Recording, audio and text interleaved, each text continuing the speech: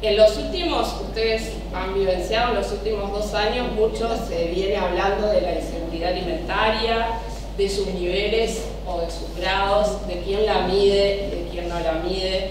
Se viene hablando mucho a partir de COVID si existe hambre en el Uruguay, si no existe hambre en el Uruguay.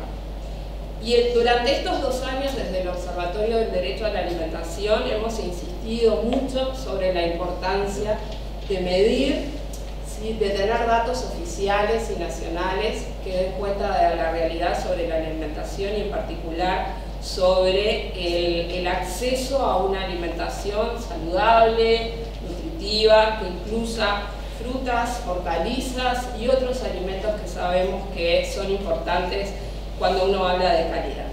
E insistimos además porque sabemos y contamos con datos sobre la malnutrición en nuestro país, preocupante, ¿sí?, sobre los datos de desnutrición, sobre los datos de sobrepeso y obesidad y su vinculación con los estilos de alimentación. Por lo tanto, estos alimentos en particular, según FAO, son 5 veces más caros que productos básicos como los cereales o el azúcar. Así que celebramos en la última semana que en poco tiempo podamos contar con datos vinculados a la seguridad alimentaria y nutricional, medidos a través del Ministerio de Desarrollo Social, del Ministerio de Salud Pública y de INE.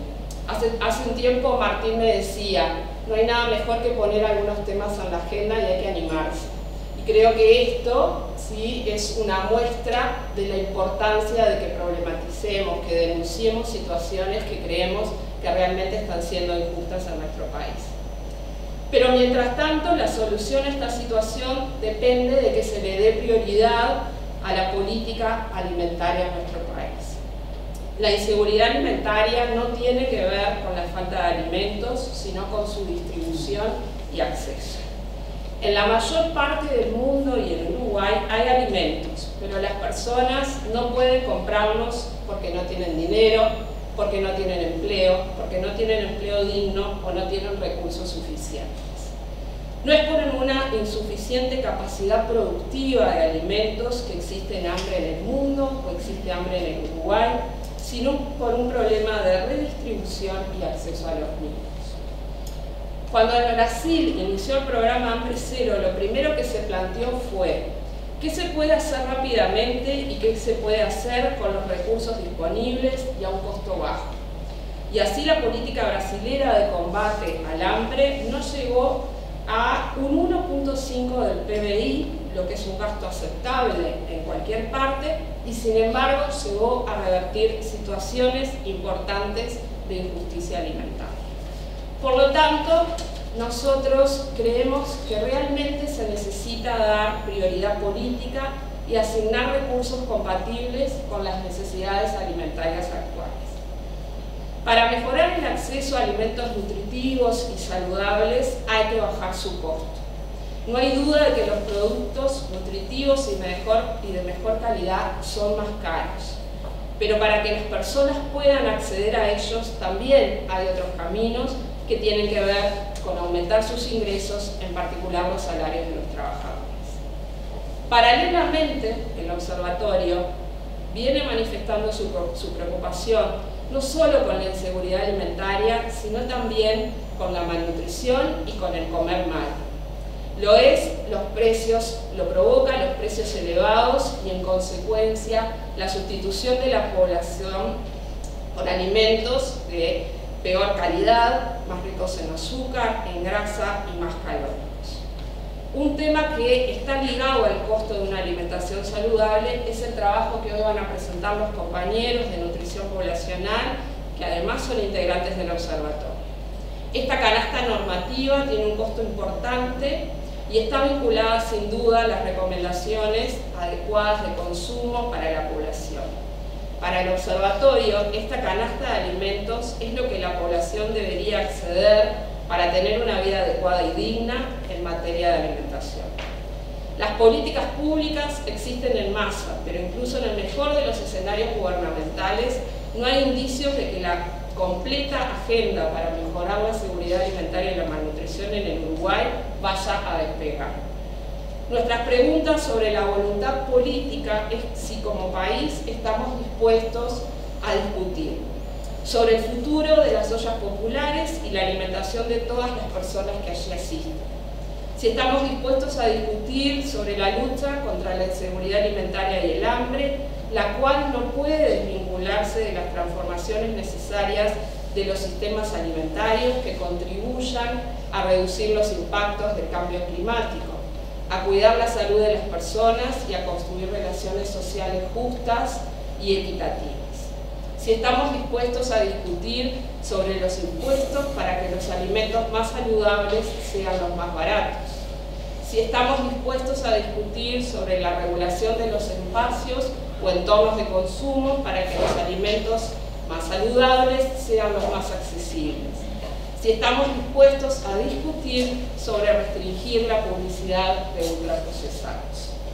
Por lo tanto, la situación exige medidas urgentes e incluso retomar la discusión acerca de la necesidad de contar con una ley sobre seguridad alimentaria y derecho a la alimentación adecuada para todos y todas. Así que bienvenida a la iniciativa, el intercambio, la búsqueda de soluciones y mientras tanto tratemos de no naturalizar que muchas personas se ven obligadas en nuestro país a comer mal. Gracias a Gabriela Fajardo, a Martín Pérez, compañeros de la casa, y en especial gracias a Gabriela Mordecki, de Facultad de Ciencias Económicas y Administración. No sé si es la primera vez que visitas nuestra casa. Si es así, bienvenida y gracias además por aceptar, porque también estamos convencidos de que las soluciones tienen que ser miradas interdisciplinarmente, que esto no es solo un problema de los y las nutricionistas, así que bienvenida.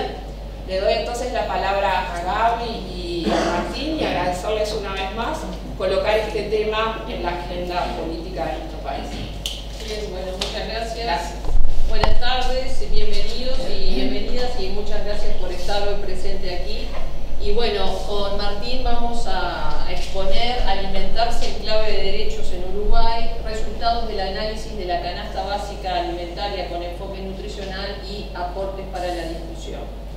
Y si hablamos de alimentarse en clave de derechos, estamos hablando del derecho a la alimentación, que como ustedes saben es un derecho inherente a todas las personas y que se ejerce cuando todo hombre, mujer, niño, toda persona accede a los alimentos que requiere, de una forma estable, segura, permanente. Pero no accede a cualquier tipo de alimentos, sino que accede a esos alimentos que necesita en cantidad, pero también en calidad, y contemplando lo que son esas preferencias culturales de la población. Y eso que le va a permitir a esa persona, bueno, llevar una vida física, pero también psíquica, libre de angustias y digna, y también a nivel de la población.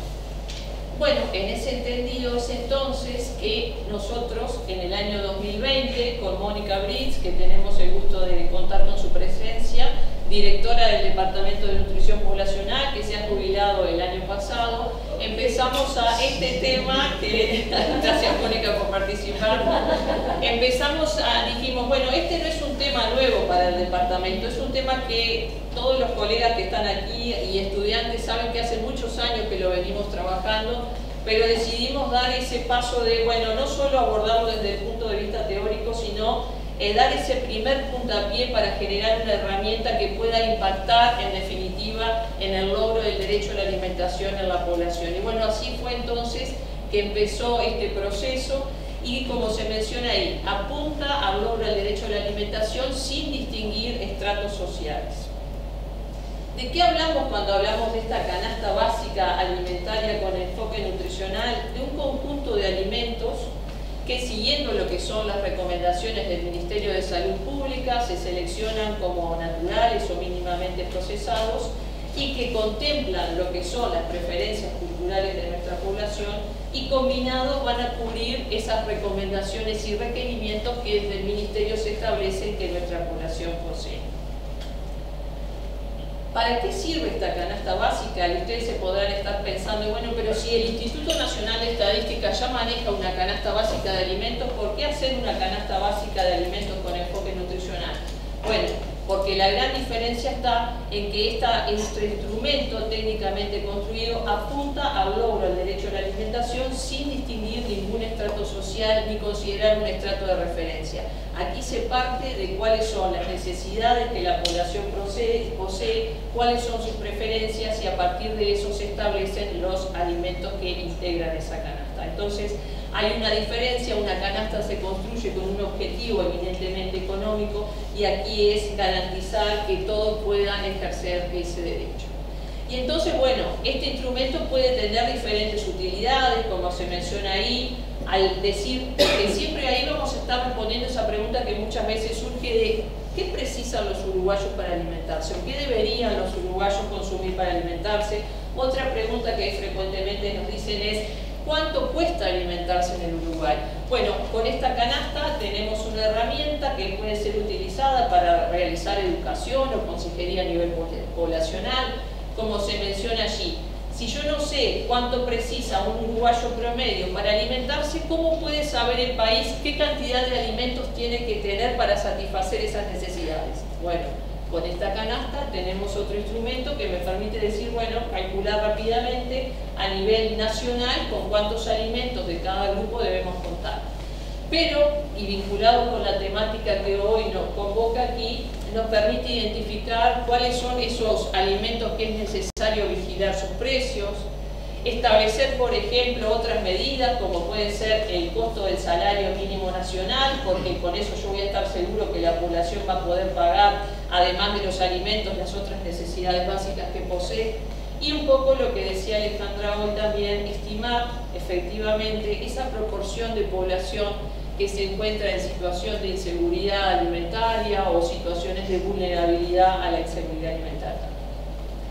Y bueno, y entonces en ese contexto de pandemia, donde el tema de la alimentación empezaba a sonar, como decía hoy Alejandra, empezamos con Mónica vía Zoom en esto de, bueno, determinemos esa canasta básica. En el entendido de que este es un primer puntapié que va a requerir seguir trabajando sobre él y bueno, tanto desde el departamento como desde el observatorio estamos dispuestos a continuar este proceso. Obviamente uno de los primeros aspectos fue determinar cuál es el aporte energético y de nutrientes que esa canasta tiene que cumplir. Y para eso, como corresponde, utilizamos lo que a nivel nacional se establece por el Ministerio de Salud. Allí una vez de decir, bueno, el requerimiento promedio para ese adulto uruguayo, unas 2.045 calorías, luego observamos cuáles son esas cantidades que se recomiendan consumir de nutrientes como los glúcidos, proteínas, lípidos, fibra y otros micronutrientes como pueden ser el sodio, el calcio y el hierro. Teníamos entonces a donde debíamos llegar. Era necesario eso transformarlo en alimentos. Pero no desde el punto de vista teórico que un licenciado puede decir, bueno, esto es lo saludable y esto no es lo saludable. Dijimos que tenemos que considerar el patrón alimentario de la población.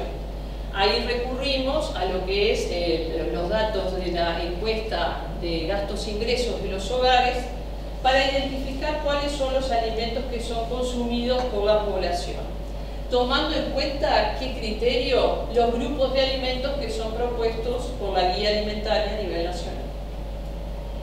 ¿Qué alimentos entonces seleccionamos? Aquellos que eran los más consumidos, que tenían el mayor consumo per cápita dentro de cada grupo. Establecimos un 10% o más de consumo. Bueno, allí después nos sucedió que quizá algunos alimentos que deberían ser incorporados no estaban, igual los agregamos en vistas de esto, de que se contempla el patrón, pero también es una estrategia para garantizar una adecuada alimentación y nutrición. Bien, entonces dentro de cada uno de los grupos, estos fueron finalmente los alimentos que incluimos. Esto va a quedar todo disponible tanto en la página web que nosotros vamos a presentar, así como digo en la grabación. No se preocupen por eso porque hoy es como otra cuestión la que nos convoca. Bueno, determinamos los alimentos y ahora había que pasar esos alimentos a cantidades, ¿no? ¿Qué cantidades se recomienda o se aconseja consumir de esos alimentos. Esto, tengámoslo claro y nadie lo va a poner en duda, es una posibilidad por donde empezamos, que en el futuro quizás puede ser modificado, pero por algo había que empezar y establecer un criterio, ¿tá?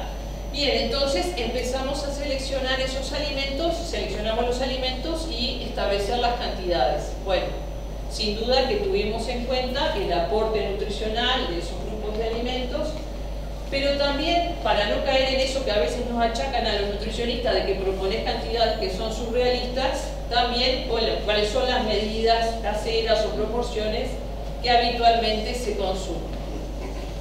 Y lo que mencionábamos hoy de cuál es el peso que esos alimentos deben tener en la alimentación de acuerdo a lo establecido por el Ministerio de Salud Pública.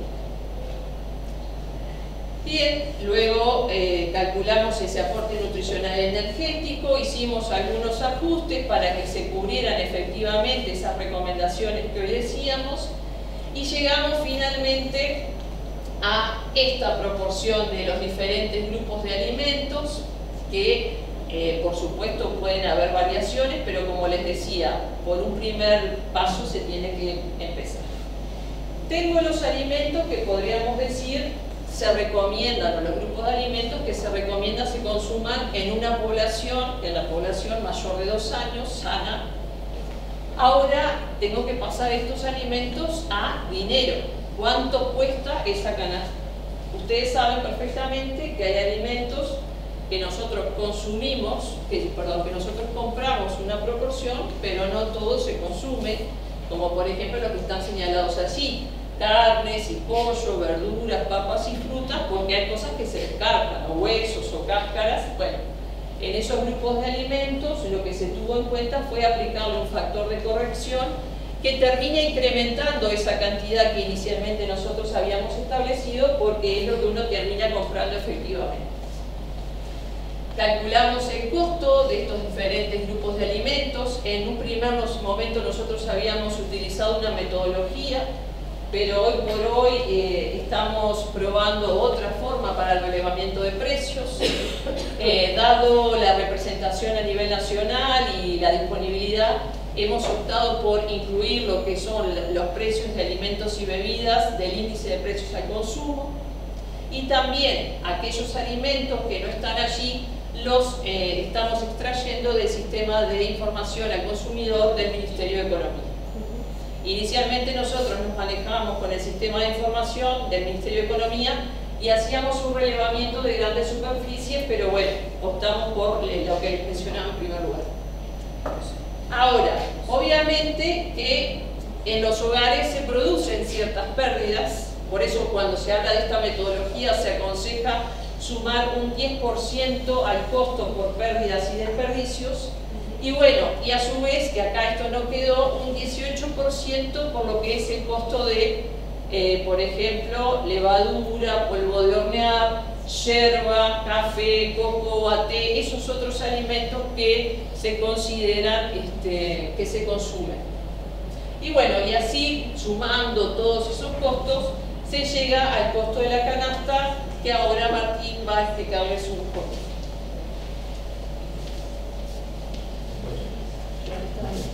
Una pequeña preguntita. Sí. Mi nombre es Susana Chacmayán. ¿Qué tal? Química farmacéutica. Y bueno, estoy estrenando la casa. Muy bien, bienvenida. Muchísimas gracias. Cuando decís el precio por entero, ¿en qué lugar del Ministerio de Economía? Porque hay muchos lugares donde se puede acceder al precio. Sí, en la página web del Ministerio de Economía se llama Sistema de Información al Consumidor y ahí está disponible. Y es lo del índice de precios al consumo de los alimentos y bebidas, está en la página del Instituto Nacional de Estadística. Muchas gracias. No, por favor. Bueno, buenas tardes a todas y todos. Estoy muy honrado de acompañarlos en esta ocasión. Gracias a los compañeros de Miloda por esta invitación. Bueno, la Filmina me antecede un poco, me toca comentarles algunos de los resultados a los que venimos arribando a través de este método, que como decía Gabriela, es un método posible,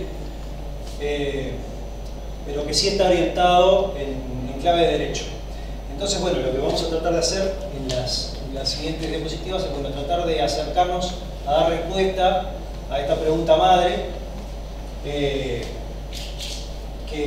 bueno, como bien decía Gabriela, nosotros hemos cambiado, hemos tenido un viraje metodológico sobre la fuente de la que extraíamos los precios. Empleamos los precios en relevamiento mensual del Instituto Nacional de Estadística, los precios medios de algunos de los alimentos, y los que no tenemos ahí, porque no los abarca todos los de nuestra canasta, los extraemos del sistema de información de precios al consumidor, dando un poco respuesta a tu pregunta, del área de defensa del consumidor. Bueno, sin más preámbulos, el costo de la canasta a mayo de 2022, allí tenemos diferenciado por, como decía Gabriela hoy, el cálculo por persona equivalente mayor de 2 años, está por allí en la primera columna, por mes y por día, y después por hogares, que es la primera salvedad que vamos a hacer de la tarde. Cuando hablemos de hogares o cuando hablemos de canasta básica alimentaria con enfoque nutricional familiar, lo adjetivamos de esa forma, nos vamos a referir al tamaño promedio de los hogares que define el INE a través de la encuesta continua de hogares, si no me equivoco, que es de 2.8 personas el tamaño promedio, así que vamos a redondear en 3 personas. Esto puede variar naturalmente en función de la composición de los hogares, de hecho varía territorialmente, porque bueno, el otro día repasando algunos datos veía que no es el tamaño promedio de los hogares en Montevideo, difiere de algunos departamentos del interior, etc. Así que bueno, esta es una aproximación posible. Para estos hogares promedio estimamos ese costo mensual a mayo. Este relevamiento lo hacemos mes a mes. Y bueno, por día quedan esos valores. Vamos a comenzar viendo un poco lo que ha venido siendo la evolución del costo de la canasta en lo que va del año. Entre enero y mayo vemos un incremento cercano al 8%. Nosotros hacemos el relevamiento, como decía, de carácter mensual, y vemos un poco la película. Una de las cuestiones que creemos que es interesante, al margen de los objetivos que tiene el instrumento, es poder ver, bueno, la evolución de este indicador en relación consigo misma, ¿no? Pero también tratar de establecer algunos puentes y conectar con algunos otros indicadores socioeconómicos nacionales, porque bueno, uno puede mirar esos números y decir, bueno, está, pero esto es poco, es mucho, está bien, y bueno, tratar de relacionarlos, de pivotear con algunos indicadores es lo que vamos a hacer un poquito más adelante. Pero bueno, como decía, la evolución mensual, vemos que desde marzo a abril hubo una disminución de un 1,5% más o menos, y bueno, se mantiene casi estacionario el precio en lo que es abril-mayo, con una leve disminución, pero bueno, sí si comparamos las dos fotos, enero versus mayo, está casi un 8% arriba. Bueno, acá lo que hacemos es desagregar por algunos grupos de los alimentos, como bien decía Gabriela, uno de los objetivos, no sé si ven bien acá, uno de los objetivos del instrumento es, bueno, tratar de identificar cuáles son aquellos grupos de alimentos o alimentos en particular sobre los cuales habría que establecer una vigilancia un poco más cercana, en clave de promover el derecho, que es lo que buscamos a través de este indicador. Bueno, esto es, me veo la necesidad de expresar que esto es comparando la foto de mayo con enero, no es que ha tenido una evolución parejitas, comparando por grupo de alimentos mayo versus enero. Y ahí vemos algunos de los grupos de los alimentos que han tenido algunos incrementos interesantes en variación porcentual. Aquellos 3 primeros es un logaritmo bastante importante. Una salvedad más, a través de este instrumento nosotros no podemos, mejor dicho, el instrumento no nos permite analizar causas, o sea, qué pasó allí, que hubo un incremento tan importante en el grupo de los huevos, por ejemplo. Pero bueno, seguramente la cotidianidad de cada uno de nosotros, algo de esto capaz que nos recuerda algo, bueno, un incremento interesante que todos percibimos, ¿no? al que se adujeron algunas causas, alguna sequía en particular en el grupo de los huevos, como bien decía, pero bueno, eso no puede deducirse a través de este indicador. Bueno, casi todos tuvieron en mayo versus enero un incremento porcentual, a excepción del grupo de papa, que es el grupo de los tubérculos. Ahora vamos a pasar a identificamos dentro de esos grupos de alimentos algunos alimentos en particular, los singularizamos para ver, bueno, dónde estuvo o dónde está la razón dentro de cada uno de esos grupos el empuje positivo en materia de precios. Ahí quedó uno perdido que no tiene mucho. Bueno, acá identificamos los más importantes o los más relevantes, insisto, foto mayo versus enero.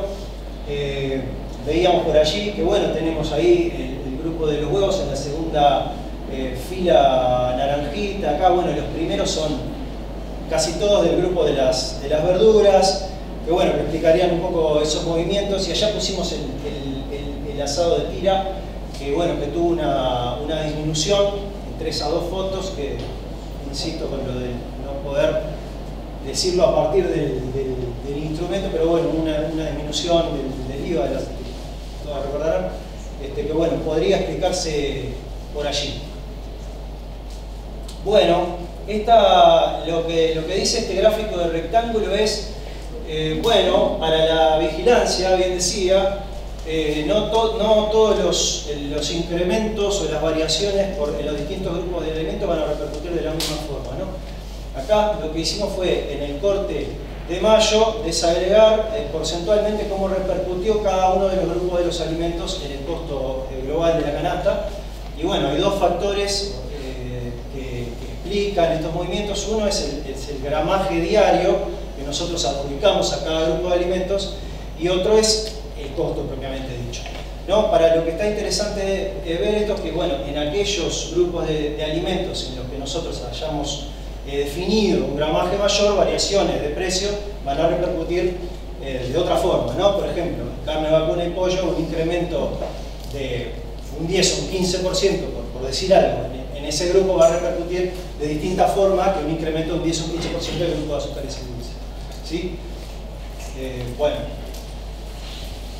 esta que les presento aquí es como para tener un poco un panorama, una serie temporal un poco más larga en el tiempo hacia atrás. Lo bueno de abastecernos de alguna forma con los insumos del INE es que podemos establecer esas series temporales porque esos datos están disponibles. Entonces, bueno, lo que tratamos de hacer acá es, bueno, de poner un dato prepandemia, ¿sí? Ahí pusimos enero del 2020 como para ver con una perspectiva un poco más longitudinalmente un poco mayor, bueno, cómo estaban los precios entonces y cómo están ahora. Ahí tratamos de establecer unas series temporales semestrales, como ven ustedes, enero 20, junio 20, enero 21, junio 21, enero 22, y bueno, correspondería semestralmente a junio 22, pero bueno, obviamente el último dato que tenemos es el de mayo. Y bueno, entre las dos fotos vemos que bueno, se incrementó arriba de un 25% el valor de la canasta de mayo 22 en retrospectiva a enero 21. Esto que presentamos acá es lo mismo que veíamos recién dentro del año 2022, pero bueno, también evaluando en esta serie temporal. De nuevo, estas son fotografías de momento. Ahora vamos a ver otra que ve la evolución propiamente dicha, permite ver un poco más al detalle la variación. Pero bueno, vean que en el grupo de los aceites, por ejemplo, entre aquel dato y un incremento del 93.6%, casi que duplicó su costo. El grupo de los aceites, el grupo de los huevos también vemos un incremento interesante. Otro dato que surge de allí es que todos tuvieron una apreciación, ¿no? Ninguno de los grupos entre estos dos momentos que elegimos presentó una disminución de precio entre estas dos fotos. Y otro que es medio entreverado, pero bueno, lo pusimos allí entre los 3, 4, 5, 6 primeros grupos que habían tenido un incremento en términos relativos más importante entre esos dos momentos, enero 2020 como base. Bueno, lo pusimos acá para ver que algunos grupos de alimentos tienen evoluciones como, bueno, como más parejitas, de alguna forma, como ven, lácteos y panificados, sostenida, pero ligeramente increyendo, y otro como el de las hortalizas, que las verduras, es un grupo de alimentos bastante más volátil, que bueno, que no es como estos otros grupos que vino parejitos, sino que ha tenido oscilaciones interesantes. De hecho, en el grupo de las verduras, ahí debería decir verduras, incluso en el dato de enero 2021 vemos una disminución en los precios, pero bueno, como ven se apreció. Y allí en azul tenemos el de los aceites que compartíamos recién. Y bueno, los alimentos hay que cocinarlos, ¿no? En verdad, crudos comemos una parte de ellos, pero es necesario combustible. Dentro de este instrumento ahora no lo tenemos singularizado, estamos también estudiando formas de calcularlo a partir del instrumento propiamente dicho. Lo que podemos hacer es considerar también el costo del combustible, ¿no? Ahí vemos entre enero 2022, volvemos a este año para ver el combustible, y mayo, en estas dos fotos se apreció en este porcentaje. Vale decir que para los beneficiarios de la tarjeta de seguridad social se previó por parte del gobierno un beneficio, una exoneración del 50% en las garrafas de 13 kilos, que ahí no está reflejado. Cierto es que esto no está exento de debate, ¿no? Porque, bueno, ha tenido algunas dificultades de implementación, según surge de algunos actores sociales. Y otra cosa que también lo señala la gente que trabaja en territorio, sobre todo, es que, bueno, que algunos de los deciles de menores ingresos no siempre cuentan con la garrafa de 13 kilos como insumo, sino que van más bien con la de 3 chiquita, pero como el precio de la de 3 no está regulado, y bueno, hay ahí, o sea, no sigue no podríamos hacer una regla de 3, una relación lineal entre el precio del kilo de gas. El precio de la garrafa de 3, de hecho, estaba cercano a los 300 pesos. Entonces, bueno, nada, para considerar que también, si pensamos en ese hogar que definíamos anteriormente, también debemos estimar paralelamente el combustible. Así que ese costo de allí, de 823 pesos, paréntesis, para los beneficiarios TUS, es más o menos podría pensarse es lo que puede gastar un hogar de estos que estamos planteando mensual para emplear como combustible también. Bueno, hay otra fuente de combustible, pero bueno, esta es una forma como de sumariamente mostrar que, bueno, que esto también es relevante. Con la misma serie de tiempo anterior también analizamos lo mismo. De enero del 20 a mayo del 2022 hubo un incremento interesante en el precio de la garrafa de 13 kilos del supergas. Bueno, como les decía hace un rato, otra de las cosas, de las riquezas, de las cuestiones interesantes que podemos encontrar a partir de este indicador es, bueno, tratar de relacionarlo, vincularlo con algunos otros indicadores socioeconómicos.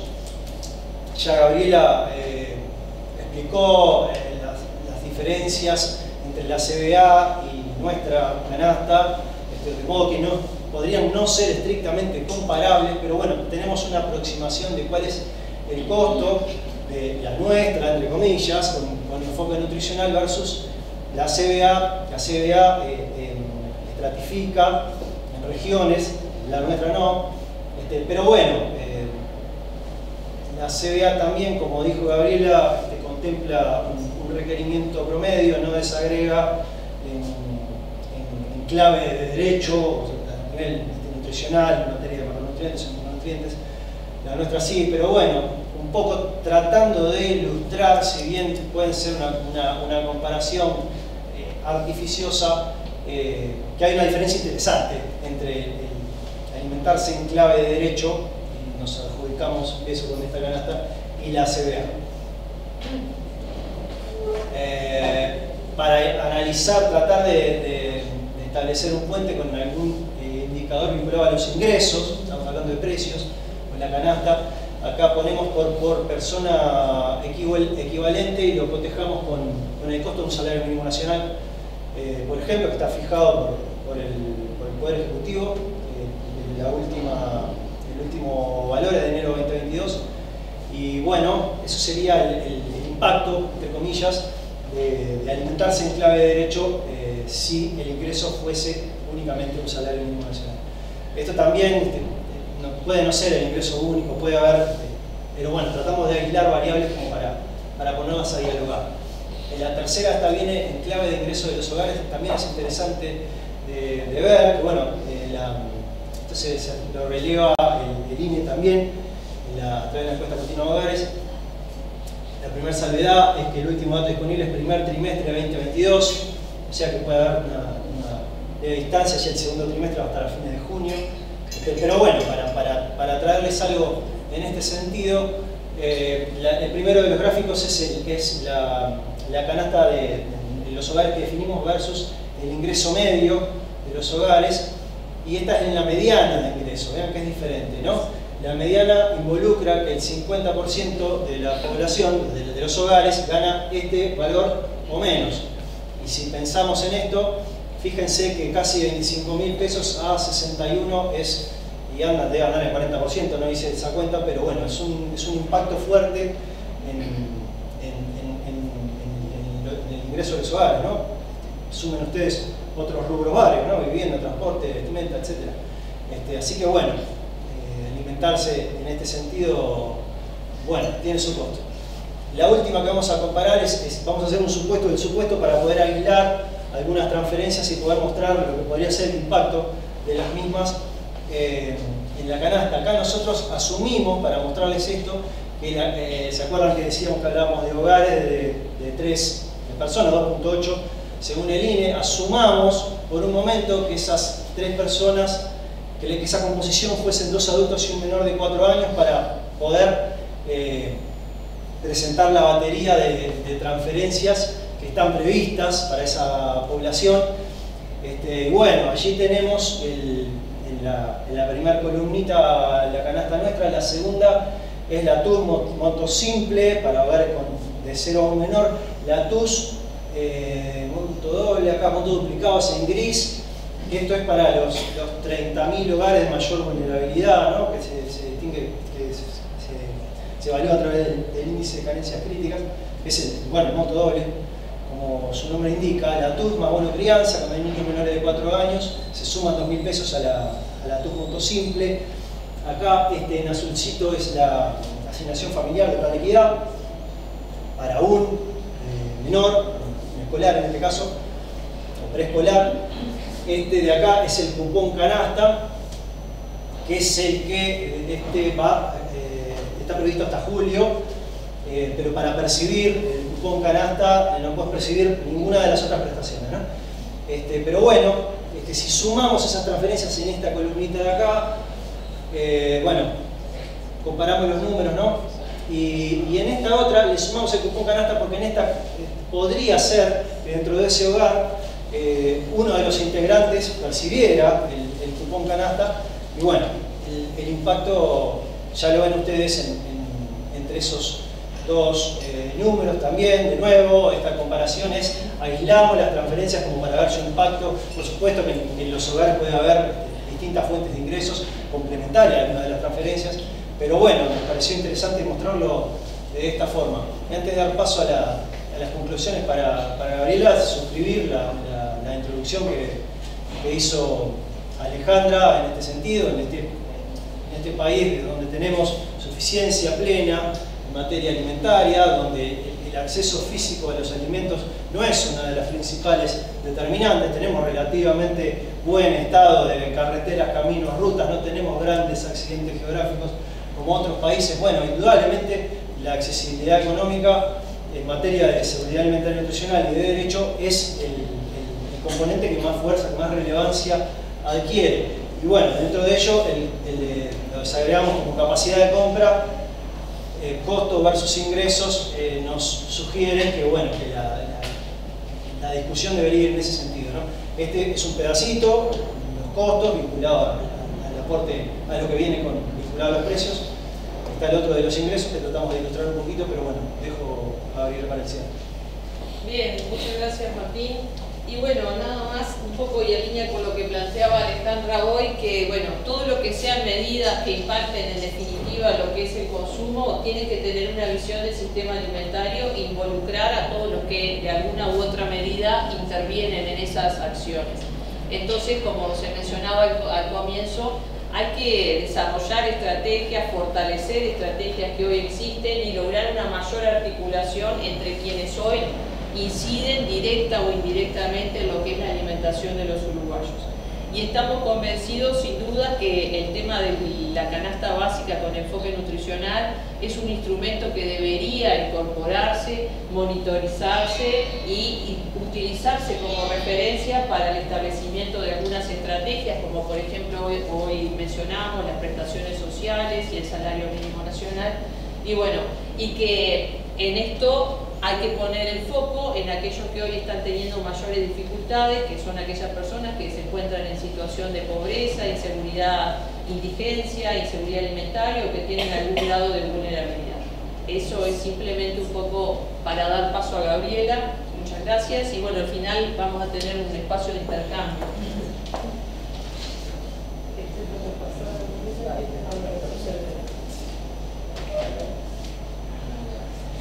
Bueno, mientras ponen la PPT, simplemente quiero presentarme. Mi nombre es Gabriela Mordecki, yo soy docente de la Facultad de Ciencias Económicas, investigadora del Instituto de Economía de la facultad y bueno, trabajo más que nada en temas macroeconómicos, entonces voy a intentar darles como un panorama,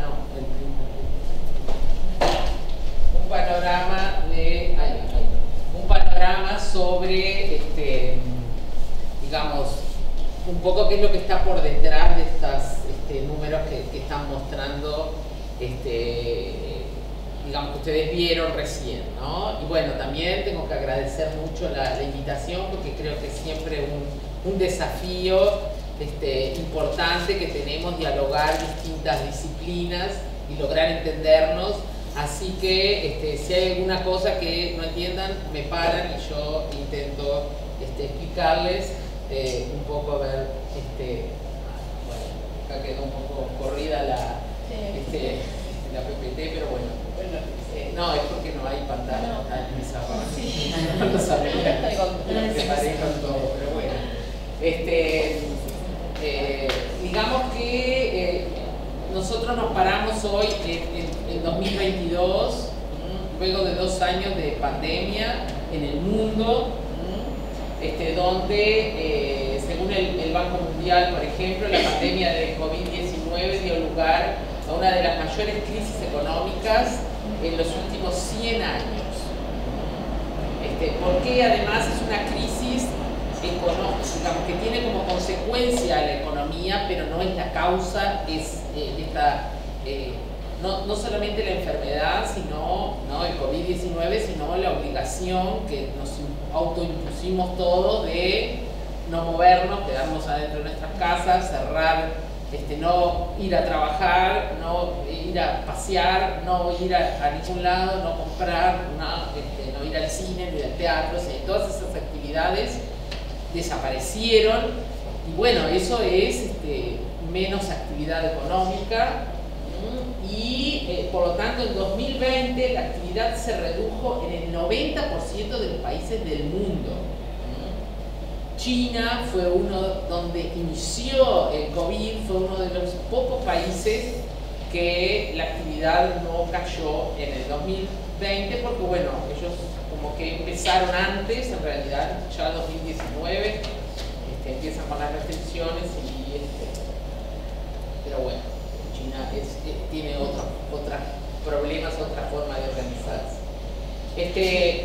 Los gobiernos aprobaron en general rápidas respuestas normativas y abarcativas que intentó aliviar los peores impactos del COVID.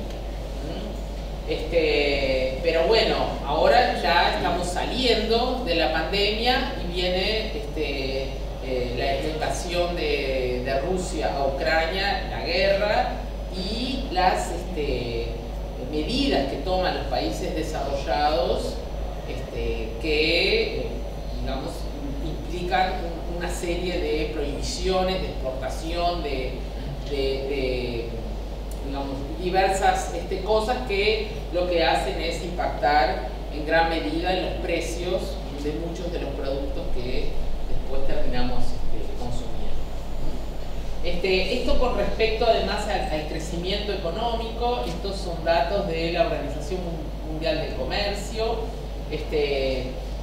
Acá tenemos, digamos, acá está el año 2018, 2019, o sea, las economías promedio del mundo, ¿no?, venían creciendo, había tasas del 3, 2%, la caída del 2020, el rebote del 2021 y luego los crecimientos vuelven un poco a ser los que teníamos antes. Como ven en el comercio, que es el gráfico de allá, el impacto es mayor, tanto la caída como la suba posterior. América Latina, en realidad, bueno, esto es el promedio del mundo, pero América Latina tiene condiciones mucho peores y esto es además promedio también, ¿no? Siempre, y bueno, estos son datos de la CEPAL, la caída del PIB en el promedio de los países de América Latina fue de 6,8% en 2020, la recuperación fue de 6,2%, pero para este año 2022 se proyecta un crecimiento de apenas 1,8%.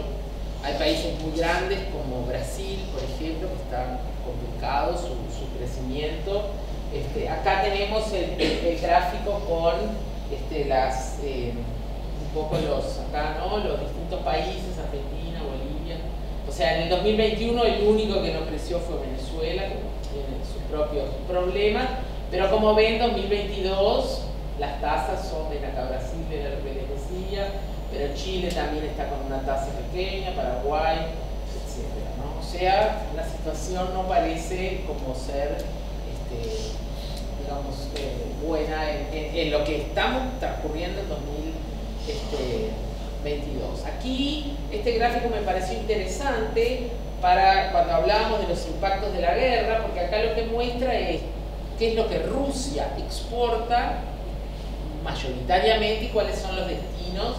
Entonces, no sé si se ve, pero acá en realidad lo que dice es platino, que es como Rusia produce muchos productos minerales que son utilizados en la fabricación de los chips o de las cuestiones más de la electrónica, etcétera, de las baterías, esas cosas. ¿No? Acá también en Reino Unido platino, pero por ejemplo acá Brasil dice fertilizantes, es muy importante la exportación de fertilizantes, y esto es, Brasil es un gran productor de alimentos y que se encarga, en vez de comprárselos a Rusia, se los tuvo que comprar a Canadá a un precio doble o triple, y por lo tanto eso impacta en el precio de los alimentos en el mundo, porque Brasil es un gran productor de alimentos.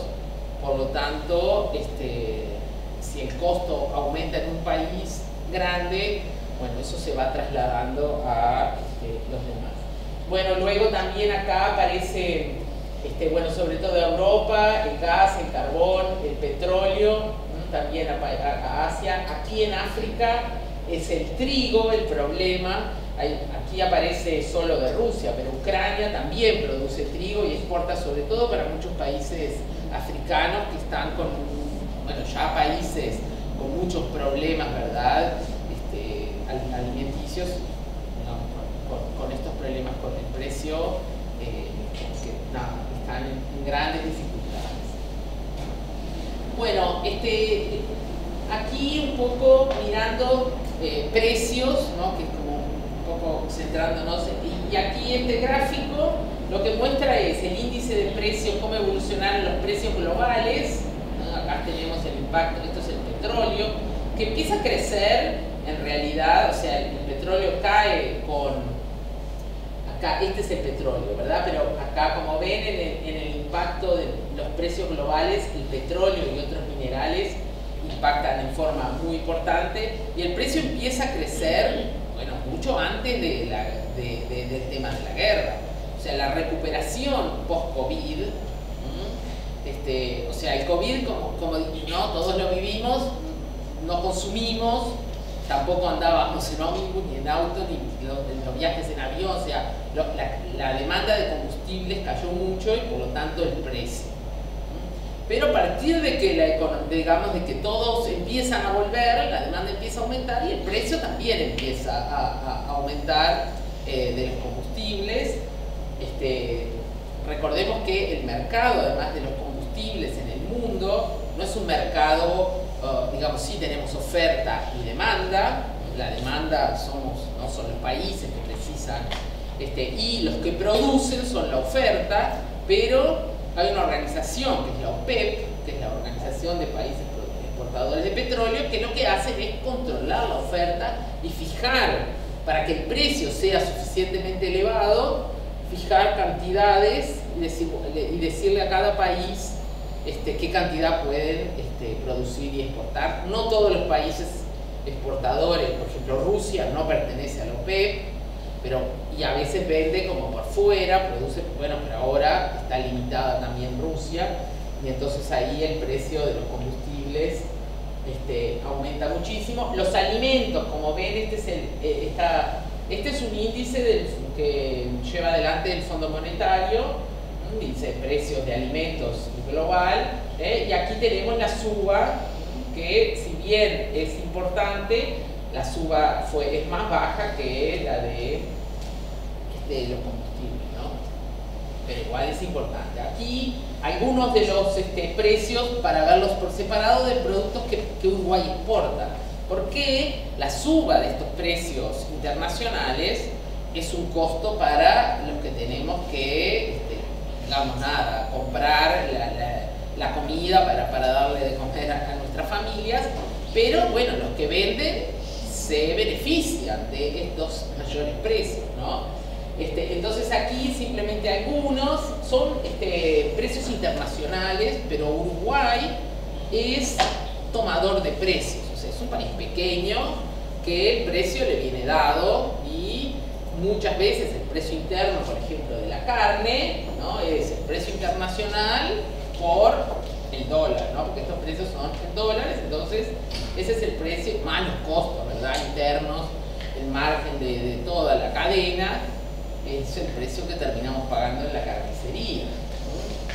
Y bueno, acá, como ven, la carne, porque además también hay una relación, acá la leche en polvo también tuvo una suba bien importante, el trigo, bueno, la soja, hay una relación además siempre entre cereales y, acá no están todos, pero entre los cereales y los precios, acá solo puse la carne bovina, pero digamos, todas las carnes son más o menos evolucionan en el mismo sentido porque el alimento de los animales se hace, ¿no?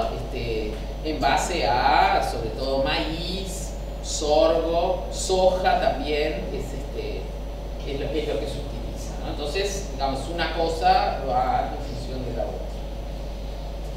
Aquí el arroz es el único que, nada, no aumentó su precio con este efecto, el maíz también, ¿no? Que era el que me había faltado mostrar. No todos los productos Uruguay los exporta realmente, porque maíz y trigo, en general Uruguay no exporta, pero como precios, nada, son igual, funcionan. O sea, son precios que se forman en el mercado internacional, aunque nosotros no los exportemos, igual tenemos, digamos, los precios derivan de lo que pasa en estos mercados. Entonces, bueno, como les decía, el precio del dólar también es importante porque, bueno, estos precios están en dólares, entonces para llevarlos a pesos los multiplicamos y, bueno, en realidad los exportadores se quejan un poco porque podrían estar ganando más, pero para el bolsillo del uruguayo, que el dólar no suba tanto hace que los precios no hayan aumentado tanto tampoco. Y bueno, acá tenemos el dólar desde enero de 2018, ¿no? Subió. Acá esto es la suba de abril de 2020, cuando se declara, digamos, el COVID, el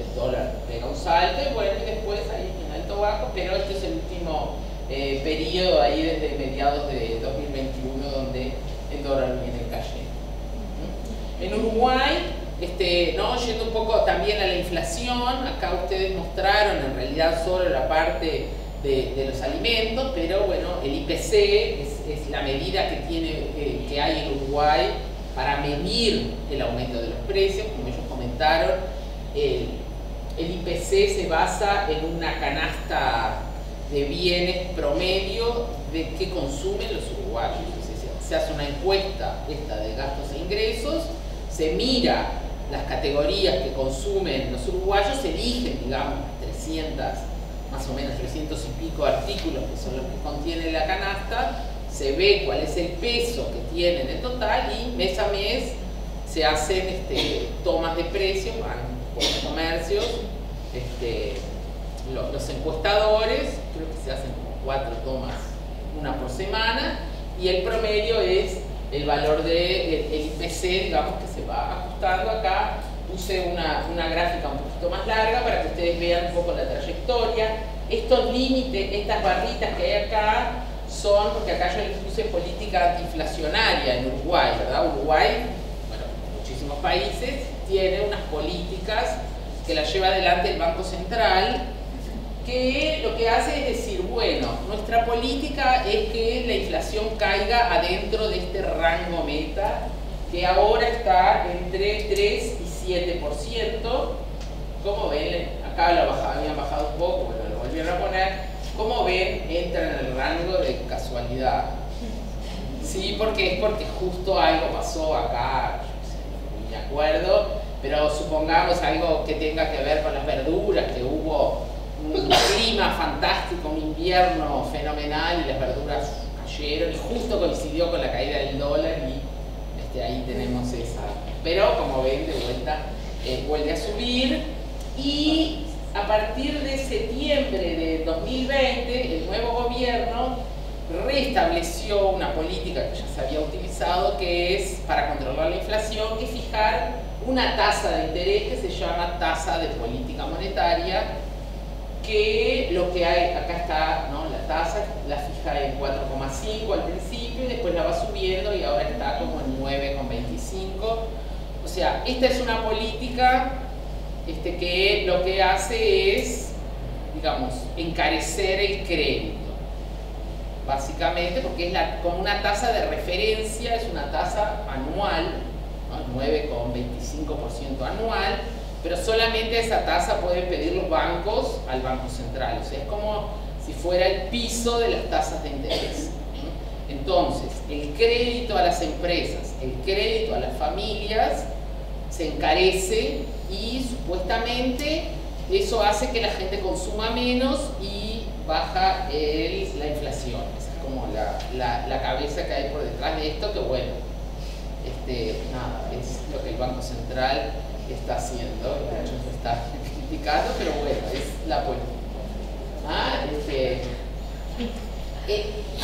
Mirando los precios, IPC, abriéndolo un poco más, acá como nosotros, yo les comentaba recién una serie de precios, ¿verdad?, que se fijan en los mercados internacionales, que dependen también, hay otros, ¿verdad?, que dependen del precio del dólar, porque nosotros en el IPC, nosotros consumimos productos que están directamente en dólares, los celulares, las computadoras, los televisores, las heladeras, las cocinas, digamos, una cantidad de precios que están directamente en el IPC, están en dólares. Entonces el dólar sube o baja y ese tipo de bienes que forman sus precios, digamos, en los mercados, mirando los mercados internacionales que tienen que ver el dólar, los llamamos precios transables.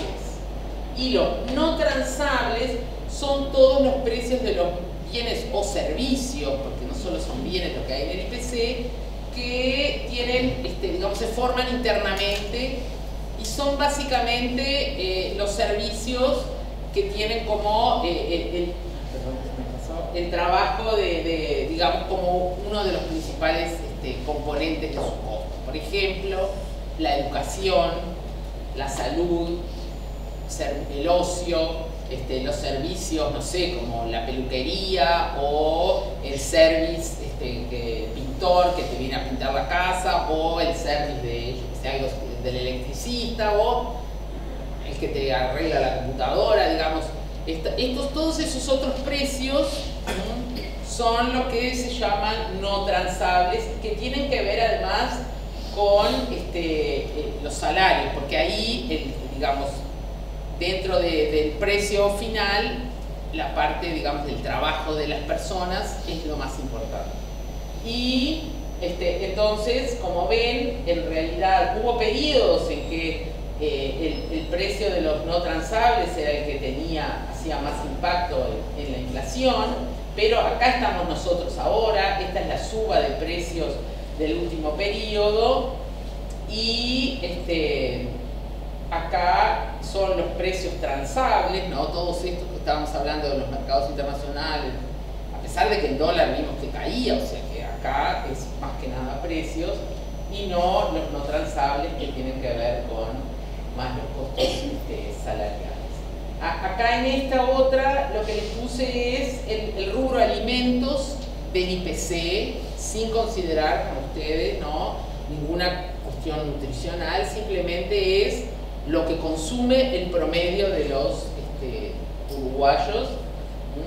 Y acá es inflación, ¿no? O sea, es cuánto ha variado, y como ven hay periodos en los cuales los precios de los alimentos han aumentado muchísimo, mucho más que ¿no?, el IPC, que es como el promedio. Acá cuando cae mucho, bueno, los otros van en el medio, y ahora estamos en este periodo acá donde crecieron mucho, y bueno, el último mes aflojaron un poco el crecimiento de los precios. Pero bueno, no solamente, como ellos también decían, hay que mirar qué es lo que le pasa a los precios, porque no es algo absoluto, sino relativo a cuál es nuestro poder de compra. Entonces, aquí les traje unos gráficos. Esta es la evolución del empleo en Uruguay. Es una serie bastante más larga, porque empieza acá en el 2006, ¿no? Tuvimos como un máximo, acá es un índice, ¿verdad?, que se mide acá. La tasa de empleo había llegado acá a unos niveles bien elevados, más del 60%, había empezado a caer ya en el gobierno anterior. Esta es la caída del COVID, de la tasa de empleo, y ahora la recuperación que, bueno, más o menos llegó a los niveles anteriores antes de la pandemia. Sin embargo, hay otra variable importante, que es el salario real, ¿verdad?, que había venido creciendo todo este tiempo hasta 2020, y ahí empezó a caer. Y acá otras variables que también calcula el INE, que es el índice de pobreza y el índice de indigencia, y el índice de Gini, que marca digamos, la desigualdad en la distribución del ingreso, que es diferente que el otro, que es la pobreza, porque la pobreza puede disminuir, pero la desigualdad puede mantenerse igual, ¿verdad? Porque todos mejoran, hay menos pobres, pero también hay gente más rica, ¿no? Entonces, en nuestro país habían, digamos, las dos van en el mismo sentido, o sea, un Gini menor implica más igualdad. Y esto, acá el gráfico lo puse desde 2001 para que se viera un poco la crisis de 2002, ¿no?, que fue cuando todos estos valores explotaron. La mejora de la desigualdad, sobre todo de la primera parte ¿no?, de 2005 más o menos hasta 2012, y luego más o menos se mantiene estable. Y aquí, bueno, acá están los números, ¿no?, 2019, 2020 y 2021, que es el último dato que tenemos. La desigualdad es una variable más difícil de mover, ¿no?, que la pobreza, que aquí, ¿no?, que es este otro indicador, que estaba en 2019 en 8,8% de los hogares, no, perdón, de las personas, esto no son hogares, son personas. Subió en 2020 a 11,6, que fueron aquellos 100.000 pobres más que, ¿no?, tanto se habló. Y bueno, en 2021 el número baja un poco, pero todavía estamos bastante por encima del nivel de 2019. Y simplemente para terminar, les quería mostrar estos dos gráficos que aparecieron en unos artículos, no sé si los vieron, en la prensa, en la diaria, pero son, digamos, este es un indicador, esto era por los nombres, ¿no? El Maya Oro y el pelotón. Acá tenemos el índice de excedente bruto de la industria exportadora, cómo creció aquí en el último periodo, ¿no? Que acá esto es enero de 2020, cómo empieza, cómo crece, y acá el índice de salario real, acá también desde enero de 2020, y si uno mira el promedio, compara el nivel del último, que es abril, el último dato, con respecto al promedio de 2019 cae 4,1%. Simplemente para hablar un poco de las perspectivas y de lo que se viene por delante, el PIB este año crecería, que es este grafiquito que yo les puse acá, con las proyecciones están acá, 4,5, pero se enlentece en 2023, porque bueno, se terminan las grandes obras de UPM y el Ferrocarril Central y otras obras de infraestructura asociadas, y por ahora no apareció otra cosa como grande así que lo reemplace. Sin embargo, bueno, se espera que de a poco los precios se vayan moderando, aunque hay una encuesta que realiza el Banco Central sobre una serie de analistas que proyectan la inflación, y se proyecta siempre por encima de ese rango meta. O sea, si bien va a descender un poco, no sé, que digamos, en el presupuesto del gobierno empezó, ¿no? En 2020 había proyectado que la inflación al fin del periodo iba a estar, no sé, 3,5 o 4%, pero bueno, por ahora nadie cree que va a llegar a esos niveles. Y en 2022 todavía van a seguir perdiendo ingresos reales, tanto salarios como pasividades, porque bueno, la inflación se aceleró y ya las pérdidas están, y supuestamente podría llegarse a 2024 al mismo nivel que había en 2019, si es que las cosas que están diciendo suceden, pero veremos. Los precios internacionales en general se van a mantener elevados, pero digamos que la política monetaria de Estados Unidos, así como yo les conté de la tasa de política monetaria del Banco Central de Uruguay, Estados Unidos, el Banco Central es la Reserva Federal y también tiene una tasa de interés que empezó a aumentar, sin embargo todavía está muy lejos, está en 1,75. Estados Unidos ahora está con una inflación de 8%, cuando la inflación en Estados Unidos era del 2%.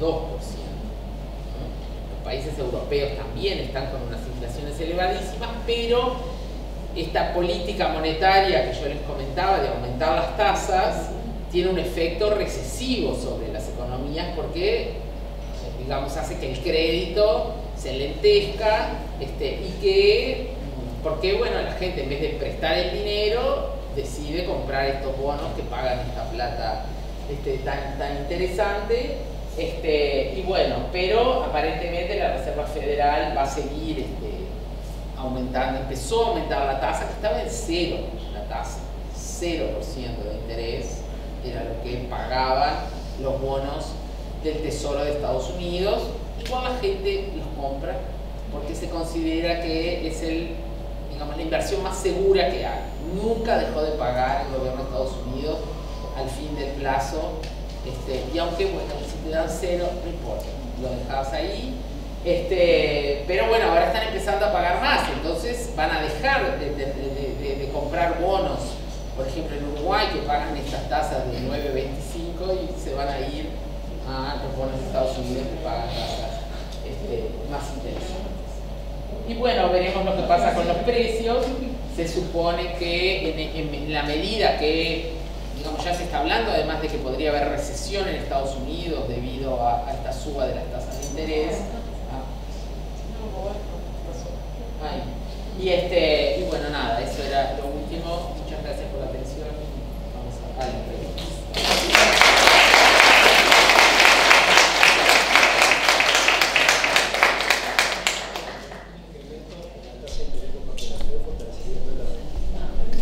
Sí, además, claro, eso va a ser porque por este modo de que se van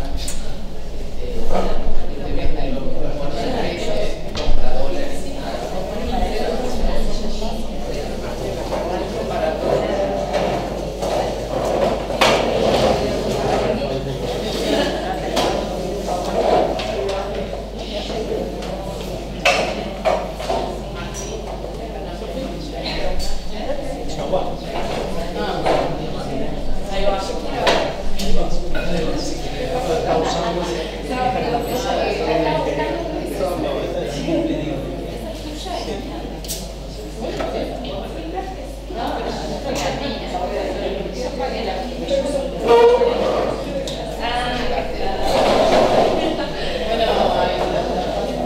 La idea ahora, bueno, intercambio, preguntas que hayan quedado dudas de la presentación, además de bueno, felicitar las ambas exposiciones, lo interesante que fue discutir estos temas internacionales, pensando también que más allá de nuestras cuestiones no solo hay números, ¿no? Hay vidas, en estos momentos hay gente que no tiene para comer y que depende de que exista o no una olla en el barrio. Me parece que todo eso que se resume en un montón de proyectos que la Universidad por suerte está encarando de una gran manera con cierta rigurosidad académica, está bueno que podamos discutir, porque en realidad estos pequeños incrementos dependen en el decículo se ubique qué tanto le impacta en el bolsillo. En realidad estamos hablando de varios que realmente cualquier variación, como la que mostraron en el primer gráfico, el impacto es enorme y eso se ve.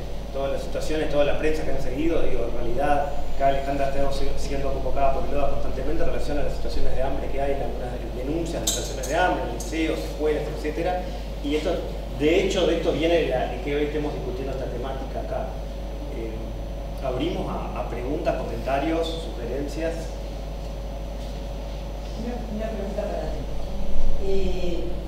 Las canastas que prepara Linda, ¿tú opinas que tienen ¿cómo fue que lo definieron ustedes? ¿Un enfoque, la canasta alimentaria básica o es una canasta alimentaria con el enfoque nutricional como proponen ustedes?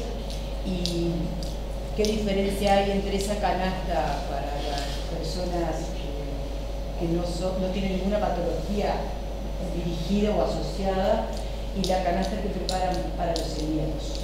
No sé si se puede asociar con este tema.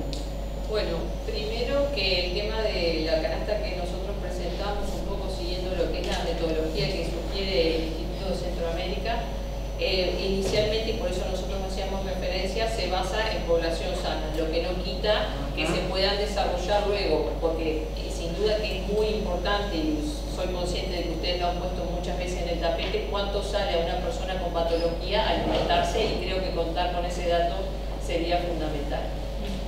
Lo que nosotros hemos podido identificar con respecto a ciertas prestaciones sociales, incluso lo que es el apoyo que se está dando a ollas populares, es que lamentablemente no se cubre lo que es un enfoque de derecho a la alimentación, porque, por ejemplo, se sigue centrando mucho en lo que son alimentos que aportan energía y no nutrientes esenciales, como pueden ser el tema, como veíamos, el peso que tienen alimentos ricos en proteínas o en calcio, en fin. Se sigue como pensando en aquellos niños que capaz quedan desnutridos y bueno, sin priorizar otras cuestiones que se tienen que considerar. Así que lamentablemente debería decir que no se contempla en un enfoque nutricional completo, digamos. Sino que es para personas sanas. Lo que pasa es que el otro día estaba escuchando un informe acerca de cuál es la edad promedio en Uruguay para qué edad vamos a tener nosotros dentro de poco tiempo, va a ser el promedio muy longevos, una población muy avejentada va a tener Uruguay y cada vez más están por encima de los 65 años. Entonces, capaz que cuando uno piensa también en la preparación de esas canastas, claro, esas personas que están en vulnerabilidad están los niños, pero también hay muchas personas adultas. Por supuesto. Y bueno, estoy hablando aclaro que no soy nutricionista, claro, por favor, porque no, y todo lo que son alimentos naturales, porque también pensemos que muchas de estas canastas son alimentos más bien secos, o como decíamos, bueno, no tienen esa variedad, y también el tema que hoy poníamos, que no es solo cantidad, no es solo siempre comer lo mismo, lo importante es la variedad, esto que establece el Ministerio de Salud. Somos conscientes que no puede ser que, por ejemplo, el aporte de una olla popular sean gallinas hace 12 meses. Bueno, las personas necesitan consumir otros alimentos, entonces, bueno, el tema de esto que mencionábamos, el patrón alimentario, y bueno, y sin duda que contemplar patologías es fundamental, y bueno, sería la verdad que súper interesante poder llegar a desarrollar y monitorizar canastas para diferentes patologías. Sería, como creo que también reforzaría las actividades que muchas asociaciones vienen desarrollando en pos de lograr que también estos grupos poblacionales tengan medidas especiales para acceder a los alimentos. ¿Puedo agregar? Sí, claro. No, primero que Linda no tiene más canastas, ahora es la tarjeta, sí. O eso se cambió hace un tiempo. Entregan canastas. Que las han modificado, pero es algo que ha disminuido. Pero esta de emergencia. Claro, es esta de ahora. Esa es de septiembre. Para los celíacos. Estamos hablando de patología, por eso. Pero esa política se había cambiado justamente para tener en cuenta que solo se podían entregar alimentos secos y para que la gente pudiera comprar carne, verdura. Entonces lo que se cambió para la tarjeta, pero con la emergencia sanitaria y volvieron las canastas. Pero de Mides también, ¿no? Sí, de la tendencia también. Claro, ahí va, sí. Y segundo, respecto al punto de los, digamos, de cómo están compuestos los hogares, es cierto que por supuesto el crecimiento, digamos, el aumento de la esperanza de vida es un tema importante. Sin embargo, la pobreza en realidad de los adultos mayores es mínima, está en menos del 3%, y en los hogares con muchos niños es donde se concentra la pobreza. Entonces, en realidad, pensar en que deben ser estos los hogares más atendidos, esa es una realidad indiscutible. Esto de los adultos mayores en realidad proviene de la reforma constitucional que hubo en Uruguay en el año 89, donde el ajuste de las facilidades se ató a los ajustes salariales, y porque bueno, antes se ajustaban políticamente siempre por debajo. Entonces ahí eso hizo que las jubilaciones permitieran que la mejora de esos hogares. Bueno, nada, son los hogares con muchos niños más pobres. Muchas gracias. Hola, ¿qué tal, Cecilia? Te hago una pregunta. No sé si ustedes, más allá del tema de poder lograr a través de una canasta hacer llegar a la población o mantener esa canasta mínima nutricional con buen aporte nutricional, ¿no notan que hay más allá de eso un cambio cultural, una pérdida de hábitos de cocinar y de, digamos, y de conocimientos para realmente tener un aprovechamiento de las cosas? Y si lo notan algo más esto en Montevideo o en el interior, y también un poco como un cambio cultural en cuanto a lo que se consume, ¿no? Todo lo que se propagandea de que debéis consumir, que no es en general lo que es alimenticio. Bien, bueno, eso yo creo que también ahí mis compañeros me pueden ayudar. Eso sin duda que ha sido así. De hecho, la nueva guía alimentaria, que ya no está nueva porque ya tiene algunos años, apunta justamente a revalorizar ciertos aspectos, como bueno, esto de volver a poder preparar en casa, compartir los alimentos. Y bueno, se ha visto en el último tiempo un aumento en el consumo de todo lo que son alimentos, los productos ultraprocesados más que alimentos, que son aquellos que tienen un elevado contenido de grasa, azúcar, bueno, lo que conocemos todos. Pero sí, sin duda que han habido cambios. Por eso nosotros decíamos hoy, todas las medidas que se implementen tendrían que considerar las múltiples dimensiones que inciden en ese acto que el ser humano tiene al momento de alimentarse y que no es lineal, es bajo el costo y la gente va a empezar a comer fruta y verdura. La ley alimentaria sin duda que representó un importante avance, no ha sido lamentablemente acompañado de medidas que favorezcan que la población termine implementando muchas de esas buenas intenciones que contenía.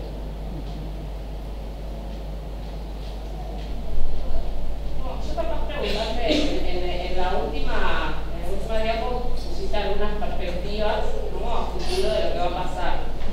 Y no, me quedé pensando en que si ustedes tienen algunas perspectivas vinculadas a la pobreza y la indigencia en el país, ¿no? Pensando que además, en definitiva, cuando estamos hablando de acceso a alimentos y viendo además el gráfico que mostraba Martín vinculado a las prestaciones, ¿no? Muchas de las prestaciones que tienen como una base o un objetivo de mejorar el acceso a los alimentos, nada, ¿cuál es la perspectiva? Porque vos decías salarios, pasividades, bueno, pero en términos de pobreza e indigencia. Sí, bueno, nosotros no realizamos proyecciones específicas en esos puntos, pero digamos que surgen de la combinación de la recuperación de los ingresos reales sobre todo y de la mejora del empleo, del mercado de trabajo.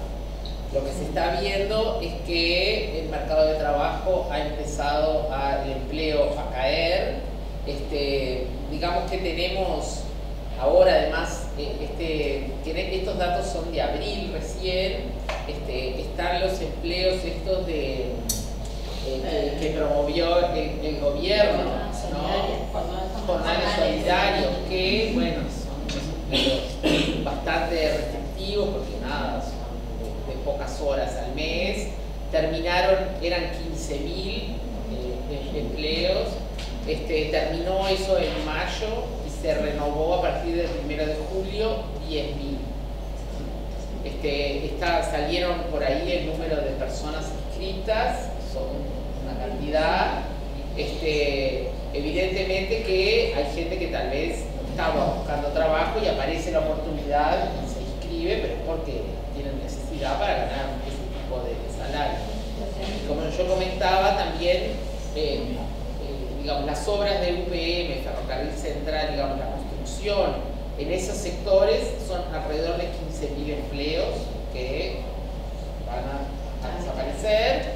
Y bueno, entonces, en la medida que el mercado de trabajo, digamos, no aparezcan como nada, otras fuentes de empleo importantes, bueno, ahí va a haber un problema. Y qué pasa con los salarios reales también es como la otra variable que puede hacer que la pobreza se mantenga, ¿verdad? O empiece a disminuir. Este número igual que yo les puse es el promedio de 2021. Sin embargo, la encuesta continua de hogares apareció el primer trimestre y segundo trimestre, semestre, y el segundo semestre da más la pobreza que el primero. Ahí hay como algunos problemas metodológicos, cambió la forma de medir, etcétera, pero digamos, a veces contar con buena información ahí está un poco faltando. Quería además agregar respecto a esto de la canasta básica, que, o sea, la canasta que mostraron, ¿no? La canasta que tú mostraste, es la que se usa para calcular la indigencia. ¿Ah? Entonces, o sea, es una canasta solo de alimentos, y es esa de 4.000 y pico, que a mí me parece que está muy bueno que pueda aparecer una canasta, digamos, un poco más, digamos, con otra filosofía, para que la utilicen, por ejemplo, en las negociaciones salariales, en una cantidad de instancias que muchas veces es necesario que haya una canasta de referencia alimentaria mínima, digamos, que además es eso, es como mínimo el consumo, y bueno, es como por ejemplo, ¿no? Para el salario mínimo, para las negociaciones de las categorías salariales también básicas, ¿no? O sea, sí, bueno, tenemos que hacer una cuenta donde por lo menos se cubra el costo alimenticio de 3 personas, ¿no? En un hogar. Entonces el salario mínimo debería capaz que pensar en que tiene que cumplir eso. Entonces, bueno, no sé, parece que eso es un aporte muy bueno para en general, ¿no? Tenemos que pensar también desde la universidad, generar que nuestro conocimiento aplicado también sirva para fortalecer la posibilidad de las organizaciones de contar con, digamos, información buena, fiable y además adecuada, sobre todo con esto del consumo, que ustedes, digamos, es el tema de ustedes que es re importante que todo lo tengan como presente.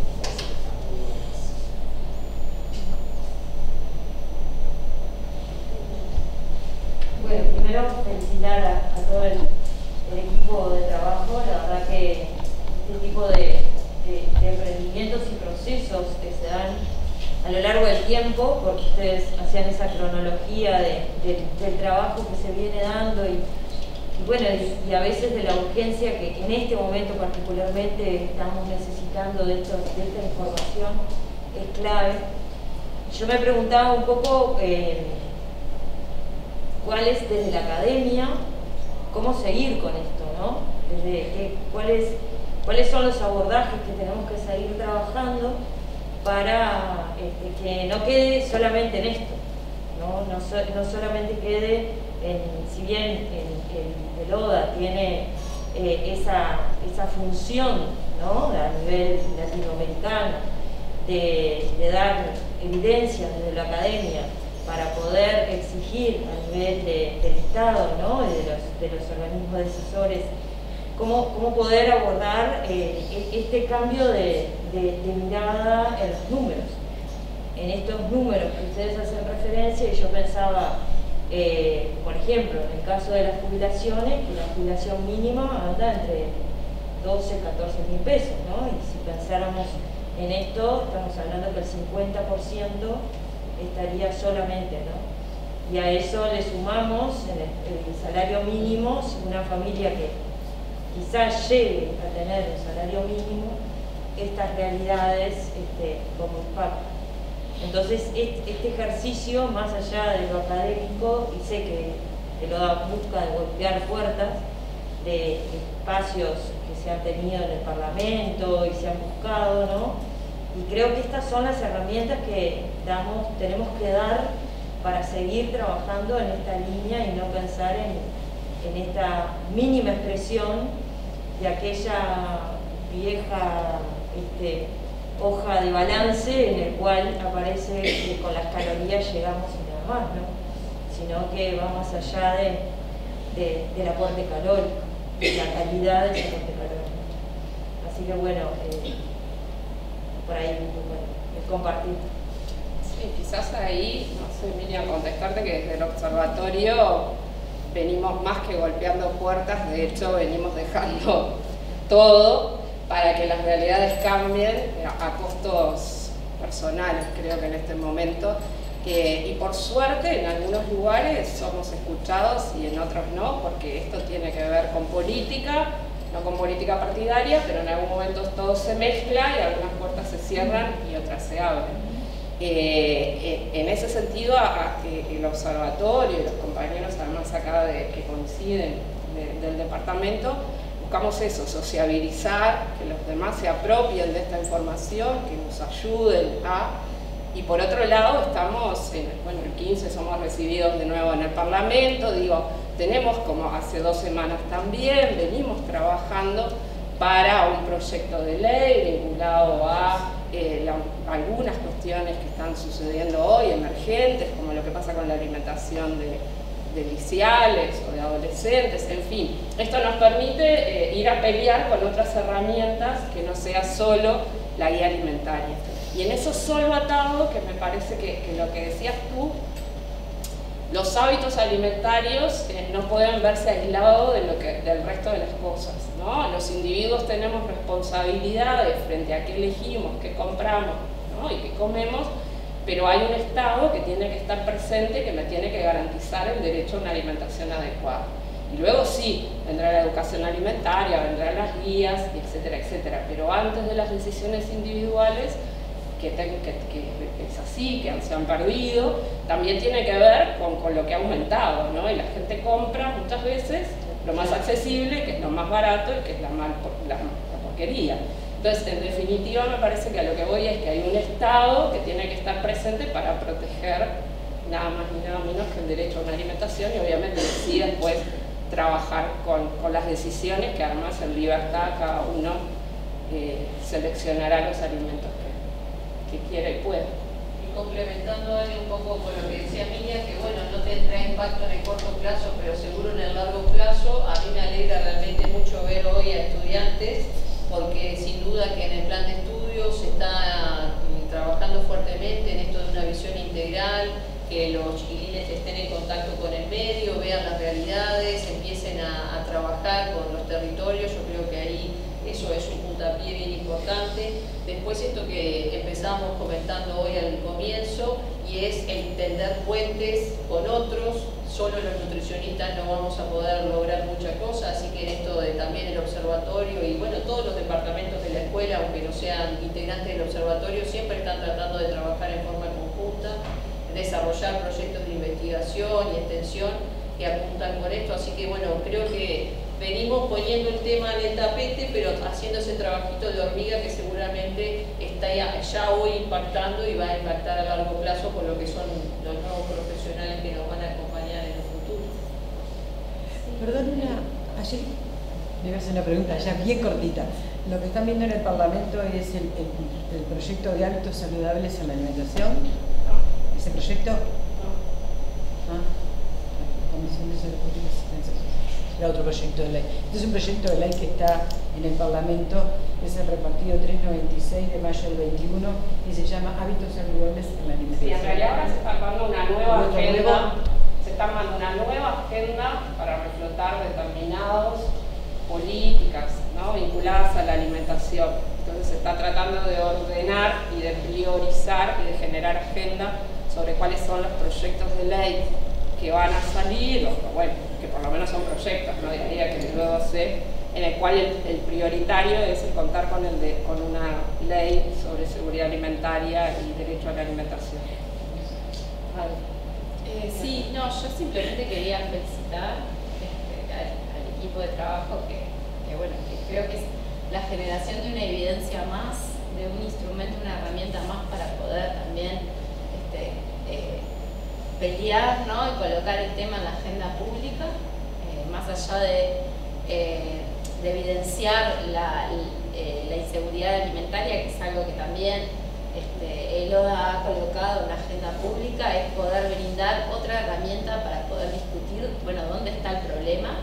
Seguimos escuchando en medios de comunicación, a través de distintos actores, que bueno, que siguen colocando como otros temas en debate en relación a la alimentación, pero que a veces el tema del acceso económico y específicamente los ingresos y el poder de compra terminan un poco relegados en las acciones o incluso en los discursos, ¿no?, políticos en el momento de hablar de alimentación, ¿no? Ahí viene el tema del cambio climático, o sea, son aspectos muy importantes, pero no podemos olvidar de que la crisis alimentaria actual, un poco potenciada por la pandemia de COVID, es algo que en definitiva no es actual, ¿no? Es algo que venimos arrastrando hace muchos años, es un tema estructural y que en algún momento alguna administración de turno le va a tener que hincar el diente, pero también como política de Estado para que no se sigan profundizando las injusticias y las desigualdades.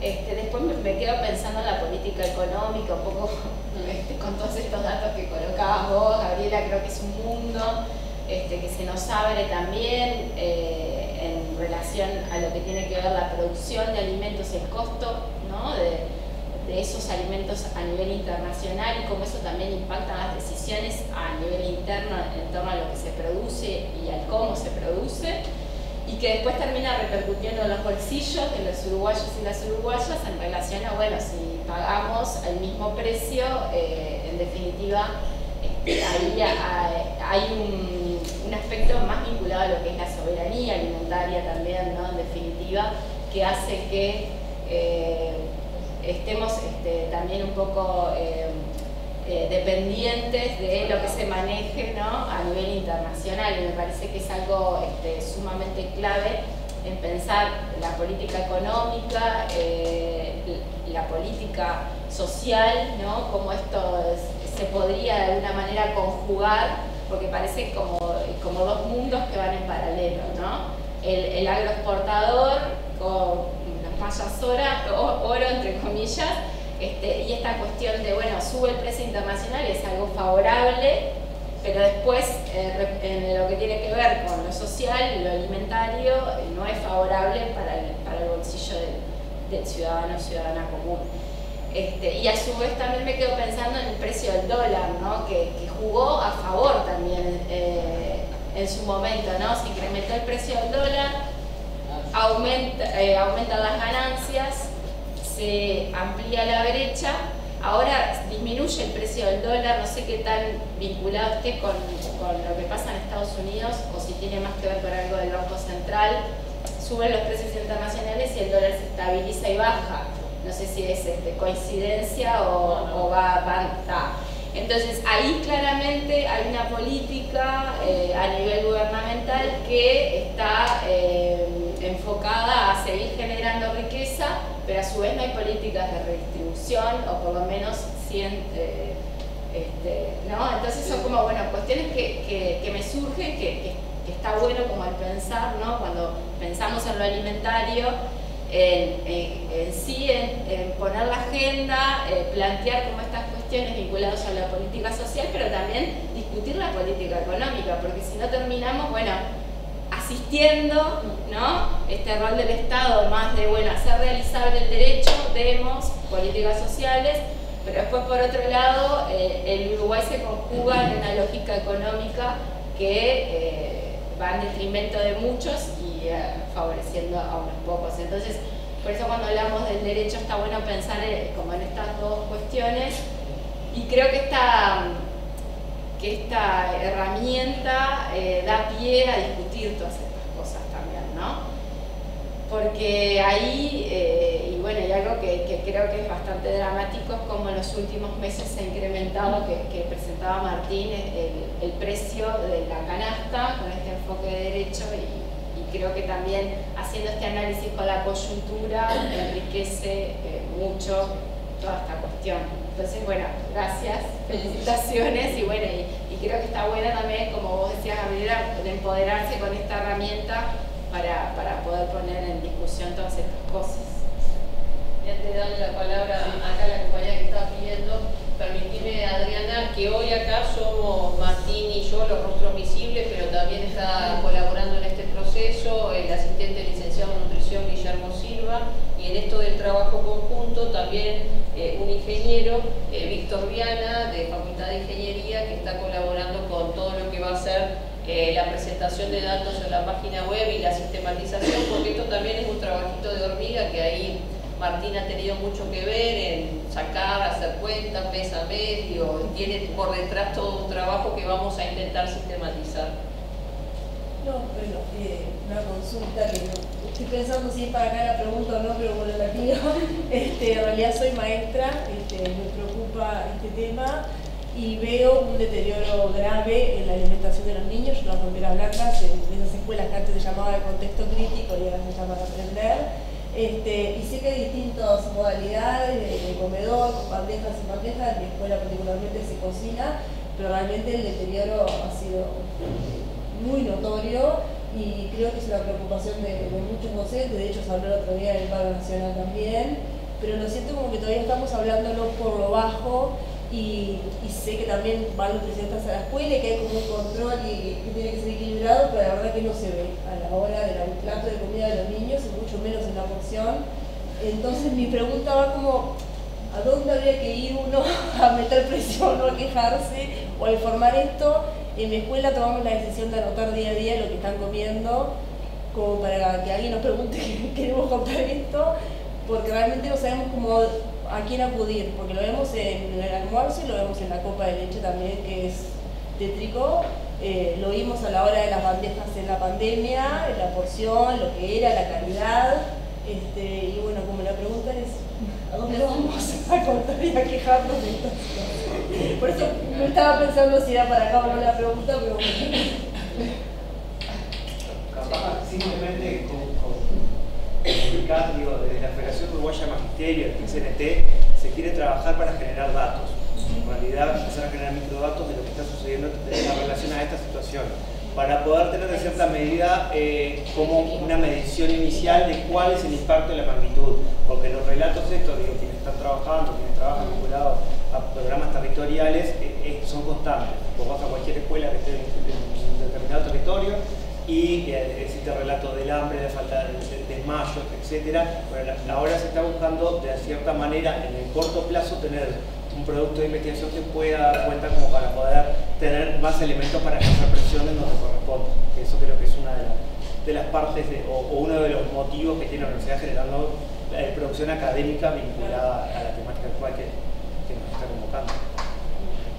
Bueno, yo creo que también la denuncia de las autoridades pertinentes, y como tú mencionabas, los licenciados en nutrición, tratar de hacer llegar esa información, por lo menos para que se sepa que se está siendo consciente de que algo está pasando, y bueno, quizá por impacto acumulativo termine teniendo un impacto, pero bueno, hacerlo llegar a ellos también me parece que por insistencia puede ser una buena estrategia. Sí, nosotros, por lo menos ofrecer desde el observatorio, venimos trabajando también con algunos compañeros, recién empezamos con algunos compañeros del programa integral metropolitano a tratar de medir la situación en el caso de los adolescentes escolarizados y no escolarizados, porque también nos importa el tema de los no. Bueno, y ahí, por lo pronto, para ir con otras herramientas, ¿no? Porque en esto lo que pasa es que las subjetividades, como las toman, no sirve a la hora de tomar decisiones. Entonces en ese estamos dando una mano para relevar datos vinculados a el tema de la seguridad alimentaria, por lo menos en diferentes zonas de Montevideo, con las herramientas que tenemos, mientras no salen los datos oficiales. Así que a las órdenes.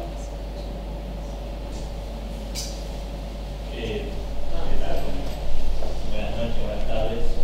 Primero felicitar el trabajo del grupo que es importante en estos insumos para de alguna forma impactar en lo que son las políticas públicas, ¿verdad? Que esto sirva como un elemento más para poner en tapete el tema de la alimentación. Como segunda reflexión, esto que nos hace movernos un poco, acá capaz que soy injusto, pero yo cuando me formé decíamos, bueno, pero a veces una alimentación saludable no sale tanto más cara, no sé qué, bueno, no. Esto era algo que muchos de nosotros percibíamos y veíamos, y hay que tener una base, un piso material que tiene que ver con los ingresos para tener una alimentación saludable. ¿Ah? Que no se logra comiendo cualquier tipo de alimentos una alimentación saludable. Y como tercera reflexión, capaz, y no sé si la última, porque capaz que se me ocurre alguna más mientras estoy hablando, pero como tercera reflexión, que el tema alimentación, primero, bueno, por una formación profesional, siempre ha sido una preocupación. Yo creo que ahora estas situaciones alimentarias han adquirido y se han logrado visibilizar, pero no olvidar que históricamente hemos tenido problemas de alimentación que quizá no han sido tan numerosos, ni tan evidentes, ni tan trágicos como los que estamos viviendo ahora, pero los que estamos en esto sabemos que aún en épocas de bonanza de la economía y de bienestar del país, teníamos poblaciones que no tenían acceso a los alimentos. O sea, lamentablemente esto tiene que ver con el sistema económico, el sistema político, también el sistema que transforma el alimento en una mercancía que hace que, bueno, algunos sectores, aún en el apogeo de una plenitud económica, no estén accediendo a una alimentación. Y no olvidarnos de esto, porque esto también está sujeto a lo que son los avatares políticos del país. Y ahí sí digo político partidario, ¿tá? Porque después cambian los signos cambia el viento, nos va mejor económicamente y invisibilizamos estos problemas, los invisibilizamos. Y todos sabemos, muchos de los que estamos acá, el impacto que tiene esto de tener una adecuada alimentación, ¿tá? Porque estamos, no quiero decir hipotecando, pero sí poniendo en juego el presente y el futuro del país, ¿no? Niños que no se alimentan bien, no aprenden bien, no se desarrollan bien, no crecen bien, no logran escolaridades buenas, no logran categorías de estudios superiores, digamos, y eso es un impacto a la calidad de vida de ellos, ¿no? Que merecen una vida digna, pero también a un impacto a lo que es toda la sociedad. Entonces, estos temas que ahora están en boga, no nos olvidemos, porque la economía, hay un economista acá y sería muy atrevido de mi parte, pero en esto de los ciclos económicos, ¿verdad? Podemos llegar a tener una mejora donde todos, muchos mejoremos, pero siempre quedan estos colgaditos, ¿no? Que están colgados del sistema y que, bueno, son compatriotas, son niños, niñas, adultos, que hay que tener en cuenta en el tema alimentario y en otros temas, ¿no? Pero bueno, quería como aportar eso a esta instancia. Gracias. Dos preguntas más. ¿No se ha manejado alguna propuesta con respecto a algo que es mi preocupación de todo lo que queda de producción tirada en los campos, a veces por imperfecta, porque no llega, digamos, a la calidad que se estipula, al tamaño, por algún defecto, o también todo lo que queda en grandes superficies, que eso se pudiera volcar justamente a comedores infantiles, comedores en escuela, hospitales, hogares de ancianos, no sé, montones de lugares que necesitarían, porque es comida que está en buenas condiciones. Bien, nosotros desde el observatorio particularmente no hemos trabajado la temática, pero desde la Escuela de Nutrición se está abordando el tema de pérdidas y desperdicios de alimentos, y allá Claudia Suárez, que es una de las docentes que está involucrada, capaz que Claudia vos podés contar un poco lo que se ha venido trabajando, no específicamente quizá en esto que menciona Cecilia, pero que es una temática que desde la academia se viene abordando. Sí, nosotros estamos trabajando con un grupo de docentes de varios departamentos de escuela, el tema de la pérdida de desperdicios alimentarios, fundamentalmente el desperdicio alimentario, ¿no? Lo que se genera en el comercio minorista, los servicios de alimentación y en los hogares. Y desde la escuela estamos sobre todo trabajando, estamos formando parte de un grupo latinoamericano y también trabajando este tema con FAO para buscar metodologías para medir el desperdicio, porque es bastante difícil medirlo, pero bueno, se está tratando de llegar a un consenso en esto. Y desde la escuela lo que hemos hecho fundamentalmente es la parte de sensibilización. Entonces hemos trabajado con centros educativos, hemos trabajado con la parte de servicios de alimentación institucionales como hospitales, centros educativos, comedores, pero también con la parte del comercio para sensibilizar sobre el tema, porque bueno, hay muchas personas que no son muy sensibles a este tema. La idea, lo fundamental es prevenir el desperdicio alimentario, o sea, no generarlo para después ver qué hacemos con él, porque ahí estamos perdiendo una cantidad de cosas. Sé que es una preocupación a nivel de la educación, por ejemplo, la cantidad de comidas que a veces quedan, que no se sirven a los niños, o en los hospitales la cantidad de comida que se tira. Y bueno, ahí hay que trabajar en aplicar buenas prácticas de producción sostenible, ¿verdad?, para evitar que ese desperdicio se genere. Y después, si ese desperdicio se genera, ver las vías de cómo eso se puede canalizar y que no termine ese alimento en un vertedero. Hay una ley de residuos, tratamiento de residuos sólidos, donde hay una parte de donación de alimentos, que a eso hay que instrumentarlo muy bien, porque qué alimentos se donan, en qué calidad, cuáles son los alimentos que se donan, por ejemplo, de los supermercados, de las grandes superficies, desde la cantidad, la calidad, el destino, cómo asegurar que ese alimento llega donde tiene que llegar en las mejores condiciones. Ahí hay un tema de responsabilidades también, ¿no? De quién toma la responsabilidad, si el que dona o el que recibe. Hay mucho para discutir. Y en la legislatura pasada se presentó un proyecto de ley que tiene que ver con la pérdida y el desperdicio alimentario.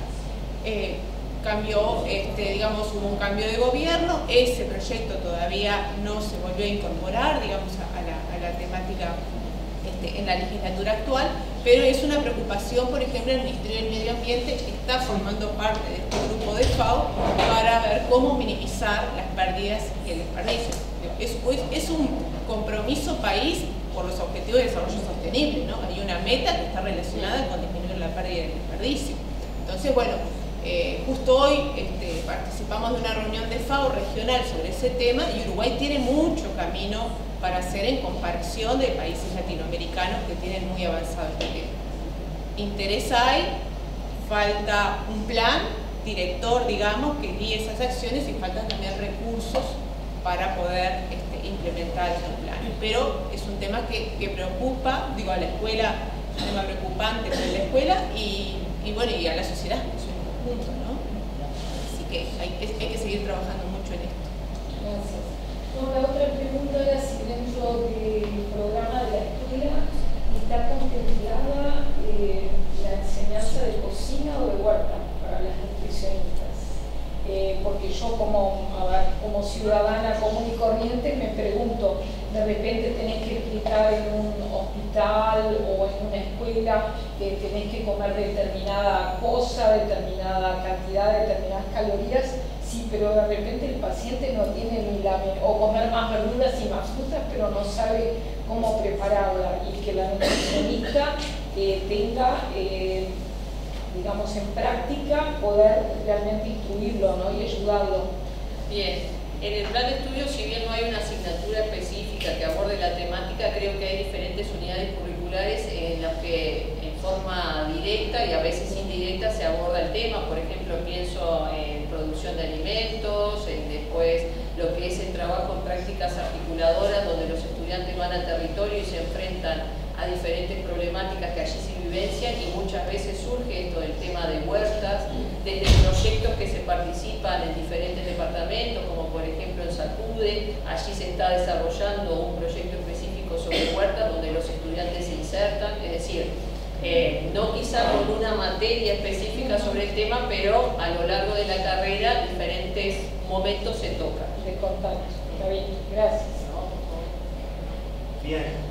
Capaz que ya estamos ahora, simplemente para pautarnos lo que hemos conveniado, agradecer las preguntas, las presentaciones, y capaz que está bueno hacer énfasis en esta cuestión que varias y varios fueron comentando en relación a que si con un Estado que no realiza las acciones que se deben realizar o no hay una política clara, comer es un privilegio de clase y no un derecho. Creo que ahí va el foco en relación a qué tan cerca estamos de lograr una alimentación adecuada. Así que bueno, muchísimas gracias a todas y todos, y nos seguiremos encontrando para poder debatir sobre estas temáticas. Muchas gracias.